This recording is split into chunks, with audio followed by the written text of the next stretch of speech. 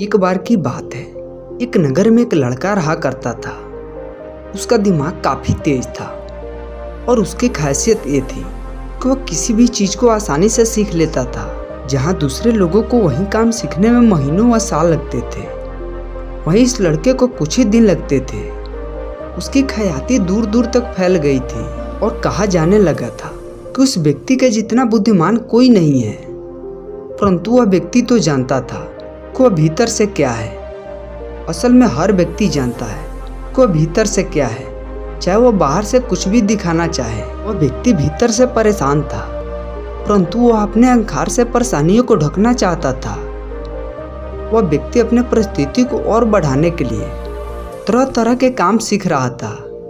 वह चित्रकारी करना जानता था, वह मूर्ति बना सकता था और वह गीत गा सकता था और वह दुनिया के हर काम सीख चुका था जो उसने अब तक देखे हुए थे। इसलिए उसे अपनी बुद्धि पर अहंकार था कि कोई भी साधारण आदमी ये काम कर सकता है या 2 काम कर सकता है या ज़्यादा से ज़्यादा 3 काम कर सकता है। परंतु वह व्यक्ति सैकड़ों काम कर सकता था, वह बहुत अच्छे से कर सकता था। इस बात को अंदर ही अंदर मान चुका था कि उसके जितना बुद्धिमान इस दुनिया में कोई दूसरा नहीं है। फिर एक दिन उसका सामना गौतम बुद्ध से होता है। उसे पहली बार एक ऐसा व्यक्ति दिखता है जिससे उसे ईर्ष्या होता है। तक उसने ऐसे लोग देखे हुए थे जो उससे ईर्ष्या करते थे, और जहाँ ईर्ष्या होती है वहाँ तुलना होना निश्चित है। वह व्यक्ति अपना तुलना गौतम बुद्ध के साथ करना शुरू कर देता है। वह देखता है बुद्ध के पास तो एक भिक्षा का कटोरा है और उसके पास धन की कोई कमी नहीं है।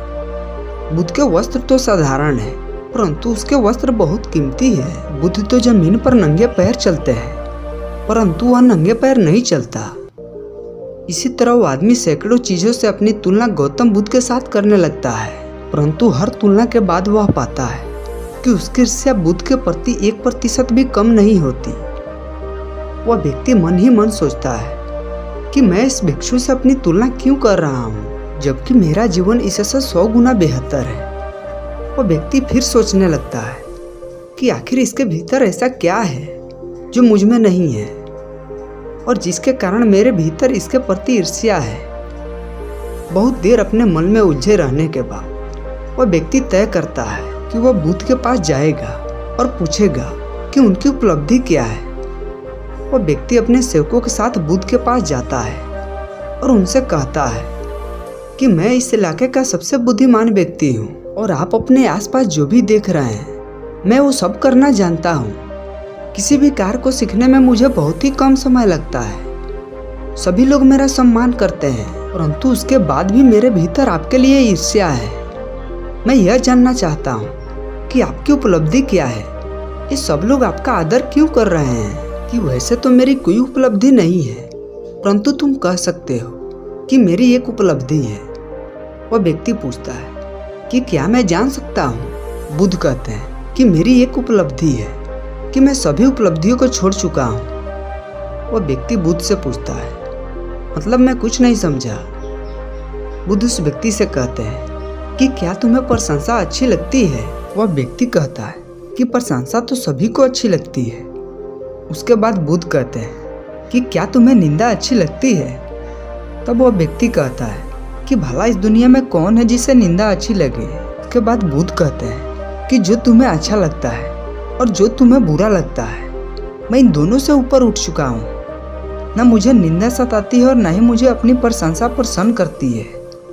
बस यही अंतर है तुम में और मुझ में। उसके बाद वह व्यक्ति बुद्ध से कहता है कि यह कैसे संभव है। बुद्ध मुस्कुराते हैं और उस व्यक्ति से कहते हैं कि तुम सैकड़ों काम को सीखे, लेकिन सबसे जरूरी काम को तुम सीखना भूल गए। व्यक्ति बुद्ध से पूछता है कि कौन सा काम। बुद्ध कहते हैं अपने मन को नियंत्रण करना क्या तुम्हें आता है। बुद्ध का यह बात सुनकर व्यक्ति समझ जाता है कि ईर्ष्या का यही कारण था। उसके बाद बुद्ध कहते हैं कि जिस व्यक्ति ने सारे जगत को जीत लिया और अपने मन को नहीं जीता, उसने कुछ भी नहीं जीता, और जिसने अपने मन को जीता वह सब कुछ जीत लिया। कि वास्तव में बुद्धिमान वही व्यक्ति है जो अपने मन का शासक है, वो नहीं जो अपने मन का गुलाम है। बुद्ध के इन बातों को सुनकर व्यक्ति का अहंकार टूट जाता है और वह व्यक्ति बुद्ध से कहता है कि क्या आप मुझे अपने मन को जितना सिखा सकते हैं। बुद्ध कहते हैं अवश्य सिखा सकता हूँ, परंतु मैं तुम्हारी सारी उपलब्धियाँ छीन लूँगा। वह व्यक्ति बुद्ध से कहते हैं कि मैं इसके लिए तैयार हूँ। उस दिन से वह व्यक्ति ध्यान करना शुरू कर देता है, क्योंकि ध्यान ही वह तरीका है जिससे आप अपने मन को वश में कर सकते हैं।